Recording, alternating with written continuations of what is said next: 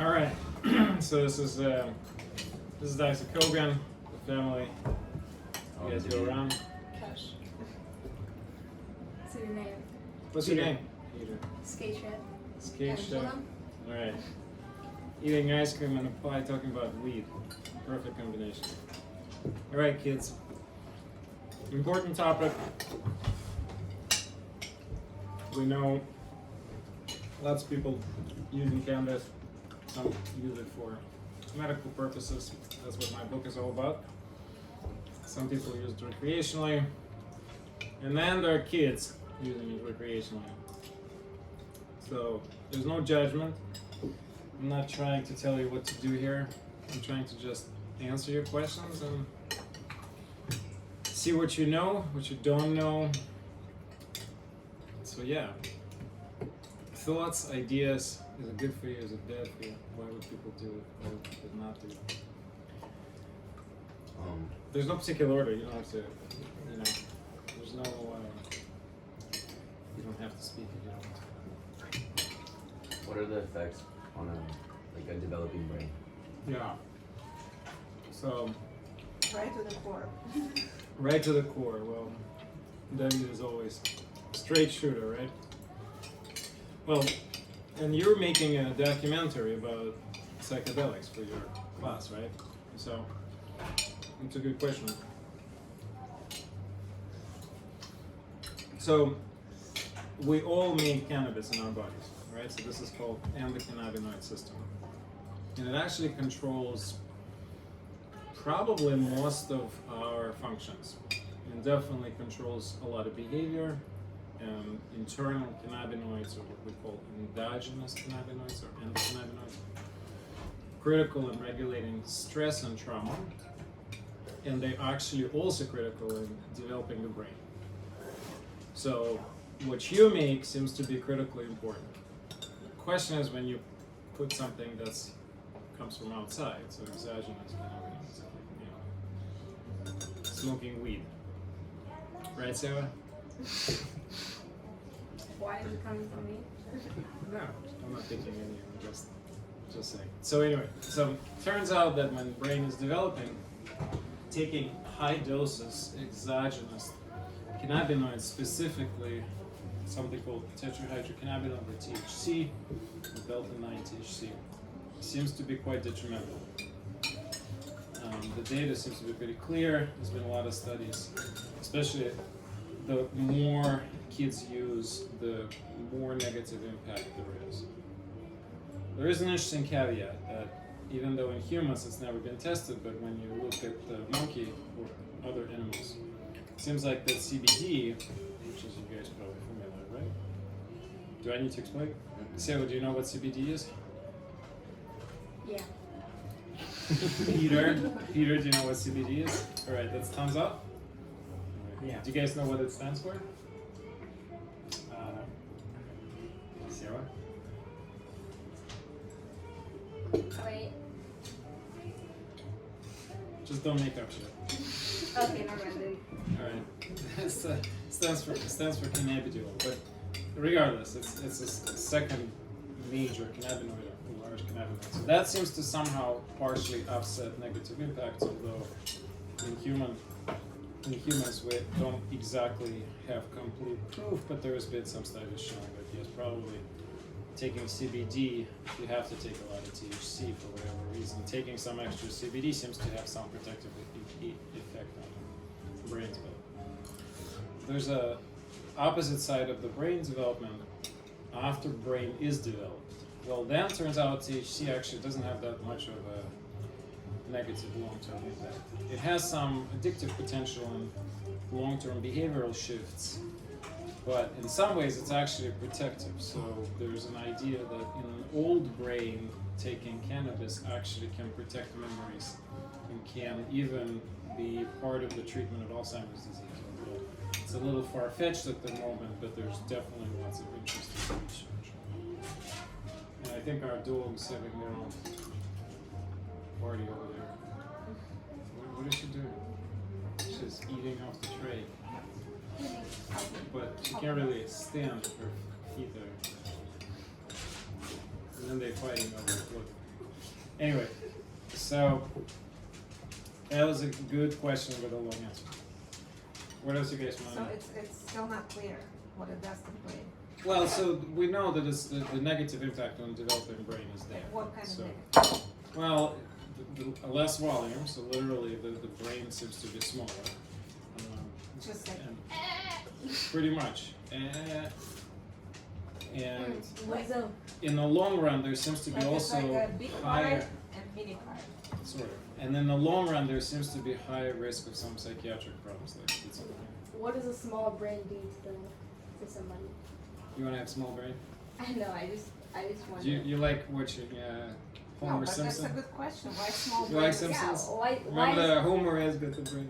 You want to Why do small, homework? why small brain is like a small person is not I worse think than Save a big already person, proved it right? today. No, but you want to develop your brain to a full potential, right? Otherwise, you're not meeting the sort of the key milestones of development. No, but Sally is right. Like a small person is Has just a as small good as a brain. big person, right? But small brain is not as good as a big brain. Correct. Mom just did that. Yo, bye. Does that answer your question? No. Okay. Okay, Like so does it? No. Sarah, what about like? if Mom, it look at came- me. Look at me. Stop talking when I'm talking. Okay. Please. What does it like? Give me an example. What does it affect in real life? Well, so acute intoxication can significantly impact memory. Let's say you have to study for something, or you just can't, because your memories are not registering. So that's not necessarily a long-term impact, although in kids, there could be long-term impact on worse memory. How about concentration? Well, same. Well, any performance task that the brain has to have, which is concentration, memory, attention, they all can be negatively impacted if the brain is not developing fully. So, You don't and have to raise your hand to speak. yeah, just What's like the age where like CBD is started to? So it's a great question. I don't think we know exact answer, but the way I always think of this is 25. So after age of 25, your brain is probably fully matured, and at that point, Like, the impact is not going to be as severe. how about like using not like using weed daily, but like like using it. Occasionally. Yeah. That's a good question. So this negative brain impact seems to be correlating with the frequency and amount. So if you use it infrequently, that impact is going to be less. Is it completely going to go away? Probably not. But it's going to be less. So it is correct to say that if you have to use it, using it periodically is probably better. The problem is though, then are you really intoxicating? If you're really intoxicated and you're periodically using it, then you can just have more stupid behavior. Which includes like believing that you're using it only occasionally, but And in then you're reality using it more and more. you actually use it too much already. Like pretend like a 13-year-old uses like weed every month. What does that affect? What does that mean every month? Once a month? Yeah.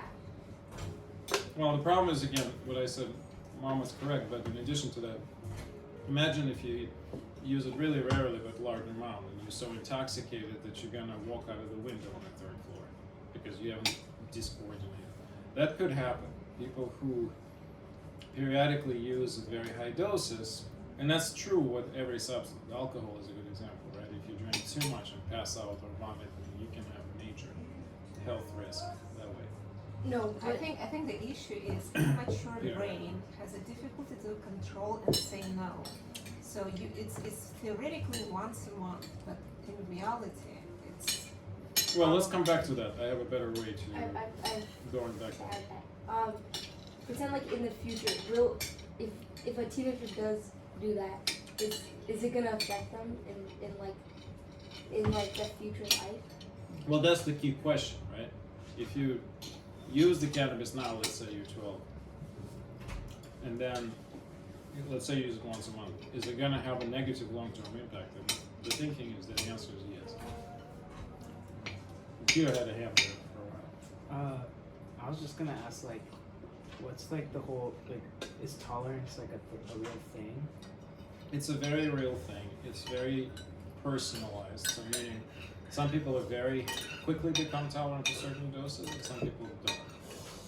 Tolerance definitely relates strongly to frequency and amount of use. So if you use it frequently and a lot, you're going to be more tolerant, meaning the dose for you to get high or whatever the effect you're looking for is going to potentially be higher than somebody who's never used it, or what we sometimes call a cannabis naive person. But that doesn't mean that individually, like the same two different people can have a dramatically different impact, and their tolerance levels could be very, very different. I mean, tenfold difference from, say, I don't know, 2 milligrams to 20 milligrams is a norm, actually.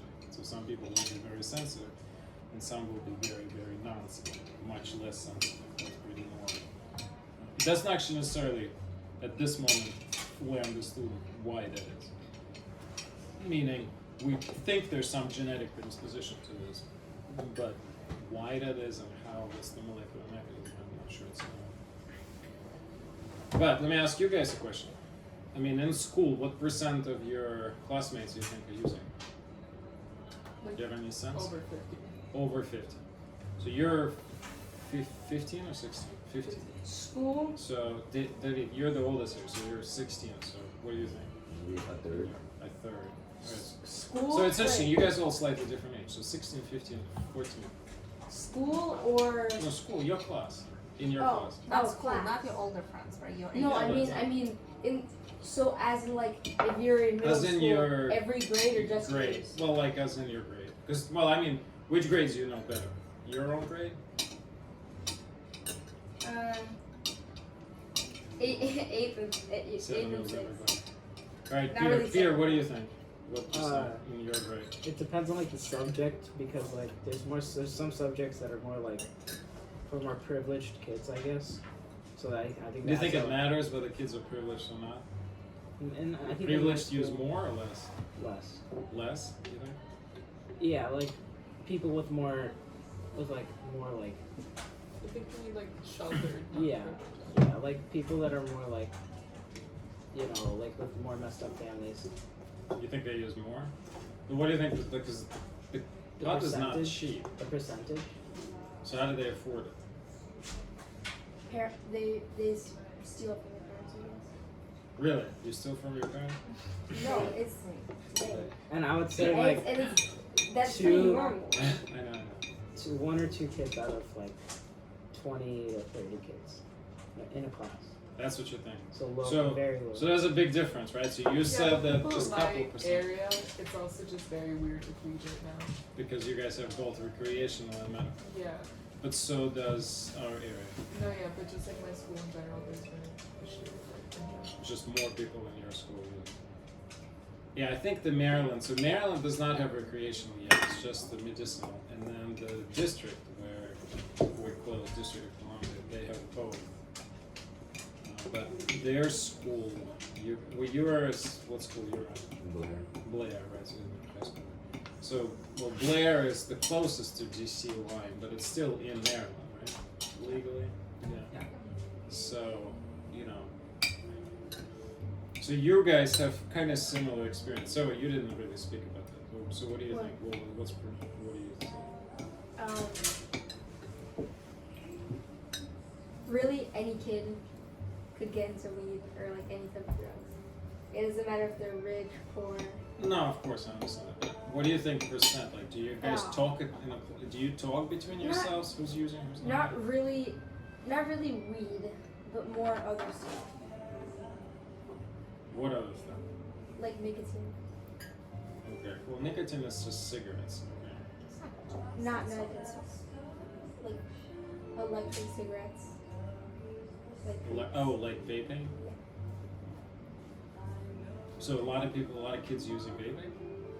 not a lot, but majority.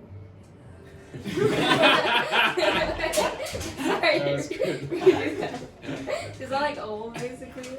yeah. Majority is more than Majority. 50. Sorry, I meant like not old, but I feel like Do you more. smoke pot? popular than weed. Here's Yeah. our 16-year-old dog who has very little sense of this topic. Anyway, so Peter, yeah, you're raised. I find like a lot of people, there's a lot of providing among kids, like, What do you mean providing? Like selling to each other? Really? and yeah, and it's not just like they generally do it for like actual money, you know, They and do. not because they're interested in it. Yeah, they're just making money. So where are they getting it? So they're just basically That's stealing. what I don't know. Wow. Maybe from like, Older What was that kids. movie? older What about people. older- American Beauty? Psycho. No, it was with the where the kid was selling pot to the father of his girlfriend. It would be actually old. It's in American Beauty. It's just pretty old. It's like 15 to 20 years. Peter, do you think they might be getting it from older siblings? Don't ask me. Not old, but maybe older friends. So kids in school buy pot from their Not- classmates. I mean, basically, not they're just necessarily saying pot. they're getting it from other kids. Yeah. So somebody is selling that. So not inside. because like I don't think it's probably not easy for a kid to get it from an adult because like adults are smarter, but kids probably don't feel safe providing it to adults. So it's like kind of like adults to adults, kids to kids. But then the kids have to get it somewhere, so they have to Yeah, find a but- dealer. Yeah, drug dealers are kind of like. They know that. Yeah. Yeah. So that's another problem, right? So when you're buying a pot from medicinal store, recreational store, it's at least in part. Well, it's not at least in part. It's more or less guaranteed quality because you're getting something that's typically third-party tested, and maybe it's more expensive, but it's definitely going to be better quality. And most importantly, there should be no risk. At least theoretically, there's no risk of having the stuff laced with something quite dangerous. You know, whether it's amphetamines or there's a synthetic weed, which is quite dangerous because of some of the central nervous system effects that it can produce. And so the black market stuff, it's very hard to know exactly what you're going to be getting. So that's probably the biggest concern actually that I have. Even though say in a way that's even bigger concern than getting dependence or addiction, because in a way, that could be a catastrophic consequence if you get something that's not pure. You get a product that is mixed with something, and there's been deaths reported because of that. There's a lot of currently situation with fentanyl also, so there's other drugs on the market that are recreationally sold, and if they somehow mix with cannabis, it could be devastating. What do you guys know about all this other? There's so many different cannabinoids. Does that information ever goes around? Like Delta 8. Delta 8. Yeah. I've heard of like a few, that's about it. So you don't see that being used at school yet? They should, because the only thing they teach in school is the downsides of drugs. Yeah, I actually that's a good point. So thanks for bringing this up. So I actually think that's wrong. I strongly think it's wrong because if you only present one side and yet you know that these substances can produce high and make people feel a certain attractive way, it's kind of stupid to ignore that side. And ultimately, I think we have to think about it and talk about it. I mean, we're using substances. Mom and I just had alcohol right before, right? Very little, but it definitely, we're not just drinking it because it tastes good. I mean, partially we're drinking because we like the effect of it. And so, controlled, careful use of any substance in some way, when you're fully aware of the side effects and you're fully aware of potential benefits, is so. Are you listening, or are you eating? No, Or are you just sticking your fingers in the ice cream jar? There's a cookie dough on top, so I think you have it. Cookie dough, alright. It's pretty rare to find Okay. Yeah, it. it's a hidden gem. I think we're starting to lose the concentration here. But anyway, all right. Let's go back to Peanut butter. questions. How long after someone is like smoking every day will you start noticing physical effects, like negative effects? Like, you talking about addiction, or are you just talking generally? Like, how Yeah, many just times you? That's a good question. So I mean, as I said, you can just be very heavily intoxicated and do something stupid, right? I mean, accidents and psychoactive substances all the time. Like, With alcohol, it's worse than with cannabis. But even with cannabis, you know how we joke that if you drive under cannabis, you're not going to get killed. You're just going to have a fender bender because you're driving way slower, not way faster. But jokes aside, it's still quite dangerous to be intoxicated and then operate any machinery that's concerning. But in the long run, right? So it's a great question. Whether it takes few weeks, few months, few years. The reality is that it's not really clear. What's clear is any more than really rare use gonna start causing brain adaptation. So the brain's gonna start changing and it's gonna adapt to that. And the biggest problem actually is at certain, let me ask you this question. You guys probably don't know this, but it's a good question. We make our own cannabis, I told you that, right? Yeah. Do you know the age at which the production of most active ingredient, called anandamide, most common, You mean most like- active molecule, is the highest? It's not a trick question. We actually know the rough number, What do you mean, like and that will tie into your question about when the word when you stop making?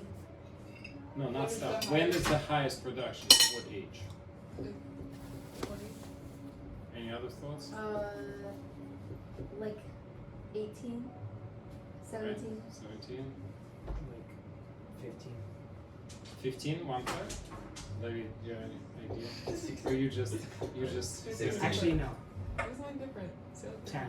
I'll say 10. 10. So actually, Peter is the closest, somewhere between 12 to 14, because he said 15 and then downgraded to 10. Hold your question. Let me come back to Kesha after I answer this. So the bottom line is, at that age, somewhere 12 to 14, you make the most of your own. So if you try to take even more on top of that, right, that's where the most concern occurs, because you're sort of down-regulating by taking extra, while your endogenous machinery is fully active. And so one time you're not going to have long-term problems, 2 times probably not. But once you start to get to a certain frequency and certain use, you will, right? Even if you take CBD at the same time. So, I think we just don't have epidemiological and data. we don't have a lot of data. Like studies, Right. yeah, but like over the whole population has been. Well, it's also very hard to how would, relatively recent development. well, not just that, but how are you going to design the study like this? Because you have to keep a look at these kids, and you have to have all kinds of different levels of intake. It's very difficult But to in the control. small studies, it's right. In the small studies, yes. But so, and then of course you're gonna hear in school always absolutely no, 0 tolerance, never take any. The reality is, no matter who says what, at some point you're gonna try a lot of things. I mean, that's just what life is all about, right? Trying and figuring out what does what to you. And so the question comes is, if you're doing this in a controlled, safe settings, how dangerous is to do something once or twice? I'll tell you, probably not dangerous. I mean, as long as, again, your safety level is adequate. Yeah, Sarah, you Do you can. think kids should try weed at a certain age? So yeah, I actually think that the kids should, well, not kids, I mean, I think adults at some point should all try weed, correct? And the reason is very simple, because you will not have an experience and you will not have a sense of what you're talking about if you haven't tried it. What if they don't feel Well, if they don't- desire? I'm not saying you have to, but I'm saying that I don't see that. Someone said they need No, to. no. I mean, I say if you're interested in this topic, then you should try it, and that has more to do with. I mean, sure, some people say I will never drink a glass of alcohol in my entire life, and that's fine. What do you think is for teenager, let's say for a person between 15, even 12 and 25, is it more benefit to try it a few times rather than just delay it till the brain is really developed? I would say probably better to wait until the brain is fully developed. That would be my true, the answer based on the data. That's the safest, that's the most responsible thing to do. The question is though, with all the peer pressure and with 50% of the school using it, I mean, how realistic is it that at some party, or how do you even know? I mean, at some point somebody will sneak a gummy into you and you have no idea. So then the importance of understanding the effect actually becomes really profound. If you've never experienced something and then suddenly you're overdosed, you're going to be in a very panicky situation, and it could end very badly, because if you don't understand what's happening to you and you got no sitter or no person who can guide you through the experience, it can be heartbreaking. It could be a really difficult experience. I mean, I'm not going to name anybody, but at the table there's people who have observed that. I mean, they've not their experience, but they've seen this happen. And so, you know, and that could be quite scary, and it could be it could even be legally quite dangerous, because, you know, you could have consequences for the parents, for example. But that's why I'm saying there is if the kid wants to try it in a controlled setting, in some way it prevents this sudden accidental exposure, because you would roughly know what's happening to you. Again, it's not a foolproof, and in the best case scenario, none of this would happen. But that's a hard question. I mean, you have to be able to have an understanding of what's happening, and if you don't, and often that's the bigger problem. Even if this happens around the adults, and if adults don't know what's happening, then you're in real trouble. And unfortunately, a lot of adults, especially our age, who are really against it, they may never try it. I mean, we grew up in Russia, it was a completely prohibited subject. I mean, I haven't tried cannabis until I got to US, and I was in my late 20s by that time. Well, it doesn't matter why. It's just that's how we grew up. I have a question. Yeah. So life is stressful, right? And main, I guess, goal is just to feel good and relax and just, you know, unwind the stress. And stress is real. You know, the school and you know, friends and lots of stuff. So Monopoly. it looks like if something like that is available, it's almost like we don't need to really learn That's right. a good ways to regulate our system. That's right.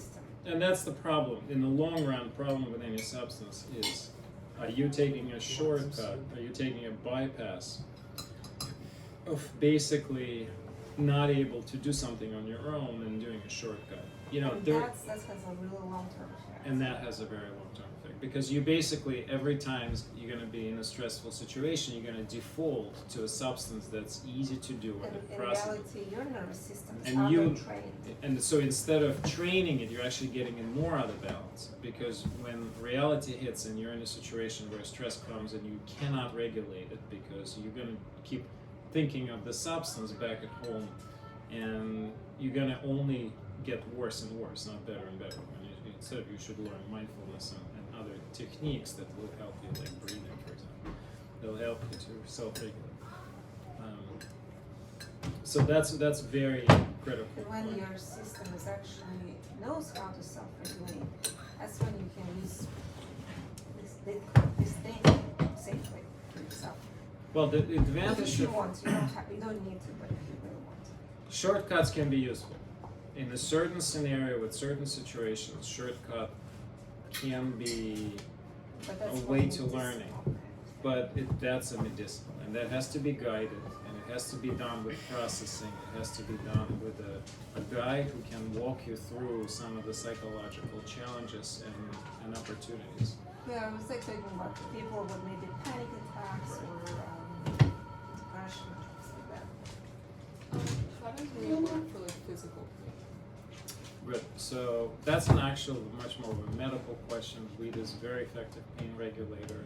How exactly? It suppresses central signaling of pain.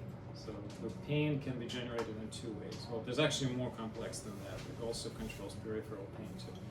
But pain is generated centrally and also peripherally. And then you have the different neurotransmitters that are sending messages, the neurological messages. So the signal gets transmitted to this nerve cells, but at the end of each cell you have a neurotransmitter that has to send a signal from one cell to the next. So the cannabis blocks releases, so it causes this neuroinhibition, down-regulating the pain, and that's actually why for acute pain, that's, let's say you have a cut, it's unlikely cannabis is going to help that because this is a more of a peripheral effect. But let's say you have a fibromyalgia, you have some kind of a chronic pain that's centrally regulated through the brain. That's cannabis is magical for that actually. In fact, it's probably the most effective treatment we have in a way. But also, the beginning of that pain probably is in the In not trauma. regulated Yeah. nervous system. And in So trauma. basically, yeah, it's like a trauma or just immature nervous That's why system, cannabis which is shines accumulated there. stress. So yeah, you can use it to help pain, but also you need to use other techniques to overcome the origin of that pain. I'll give you an example. So in veterans, and I worked in the VA for a while, you can see vets who suffered major trauma and then they have PTSD and chronic pain. And so the cannabis is the only substance that's available to us that can treat everything in one shot. All of those things I just mentioned. Pain, and then all kinds of PTSD symptoms, sleep disturbances, and anxiety, and panic attacks, and depression. So cannabis can treat all of those together. I mean, we simply don't have a tool that's this broad and effective and can be dosed so carefully and in so many varieties and in so many types and routes of administration that it makes it honestly just the most attractive option for that particular example I mentioned. Even though if you're a veteran, you're screwed in a way because you can't use it legally. Veterans But don't also have at the access same to it. time, if a kid just feels anxious about, stressful tests and such, and it starts using Right, that's weed, slippery slope. it's just one time maybe it's helpful, and then it becomes a necessity. It self-generates more anxiety.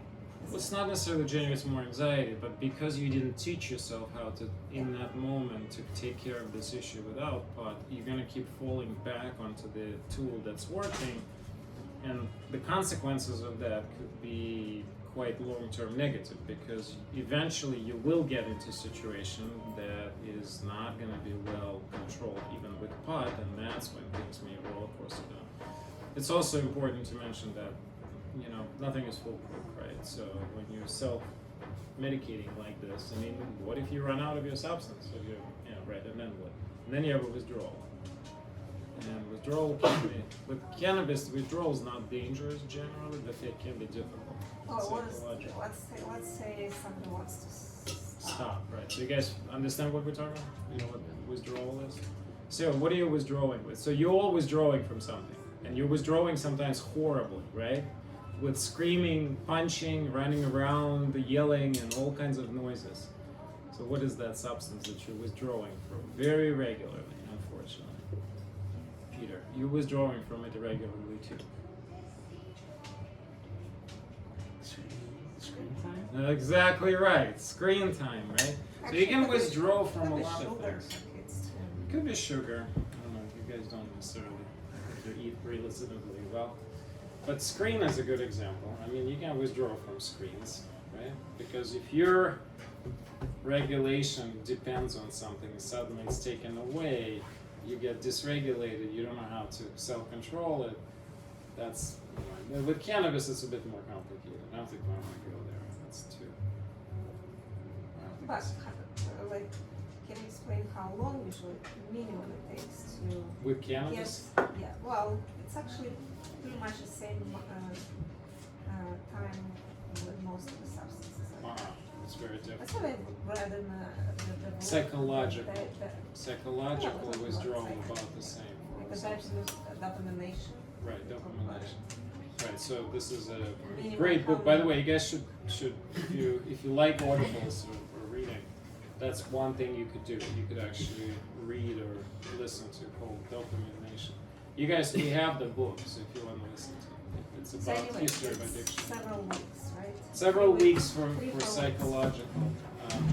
The physiological Right, withdrawal that's of weed. psychological, but we're talking about weed, so. Right. Physiological withdrawal of weed is usually takes less time and not as bad, but it tends to be agitation and sleep disturbances for the most part.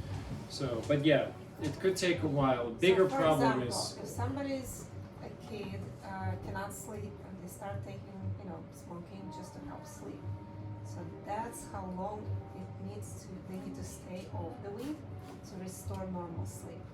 and it may never actually get restored. And they, So they if still need maybe other if things. if a person has a sleep disturbance and they're using sleep to treat treat the sleep disturbance, and that pot can be extremely effective for it. When you take it away, you could go back to the pre cannabis used state and then not sleep well at all. So that's a problem. Cannabis is paid. Let them be, and we're still at the table. Kind of tired. Cannabis is we'll Don't be finish paid. up soon. Cannabis is really not necessarily a cure for anything. It's just a tool. It's just an effective tool for certain things. And when you take the tool away, you can end up with the original problem. So it can be very helpful on the way to look for the resolution of the problem. So if you're not sleeping well and you eventually find out why you're not sleeping well, you can fix that. Or you can try to fix it. And when you do the cannabis, you're not necessarily fixing anything. You're just helping the symptom, but it could be an important thing. So if you're very anxious or depressed and you can't function, and cannabis helps you to do that. And for that period of time, it's a useful tool. At least until you're figuring out how to manage it. Peter is done. He Well, is- it's been a good one. Yeah, I'm actually impressed with you. Well, with this too. Set through all this chatter. Although I'm just kidding. it's already on the screen time. No, I just like. So that's your drug, Sarah. You're totally addicted to the screen. I think we all are. In a way. I have one more question. Yeah. How safe is vaporized THC? So- Cartridge? So if you get it from medical, it's fine. Even though I don't like anything inhaled because usually you inhale something at high temperature. Burning is worse than vaping because the temperature of burning is higher. So taking hot smoke in the lungs is not necessarily the safest thing in the world. But if you get it from medical or recreational dispensary, those cartridges are good. I mean, there shouldn't be anything toxic in them. And of course, it's now probably already gone, this whole E-Valley, when we had a period where we had hundreds of kids, actually your age, who were getting bootlegged nicotine and cannabis cartridges that were using the vitamin E acetate as a emulsant or as a substance to sort of make it disperse.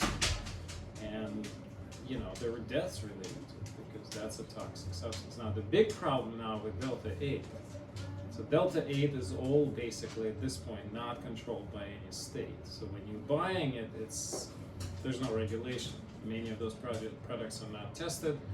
Similar with CBD. High quality brands tend to try to test it, but for example, the study was just published a couple of months ago, basically saying that in half of all the common brands of Delta 8 sold out there, there's a very dangerous toxins found. Heavy metals, volatile organic compounds, acids that can be very noxious to the, if you're vaporizing it. So that's a problem. I mean, you know that this industry is sort of, carriage is ahead of the horse. I mean, they're so rapidly expanding because demand is so high and they're selling so much stuff that keeping a careful quality control is very challenging. And I'm not actually bad-mouthing anybody because I'm basically saying it takes time to develop the correct processes of manufacturing, safe and sound, and most importantly, really test it well. And some of the substances are so new, there's not a lot of testing capacity. I mean, we simply don't have the testing evolve to the point where it should be. It's a really good question. Well, everyone, should we use cannabis for cooking? Cannabis for cooking. Yeah.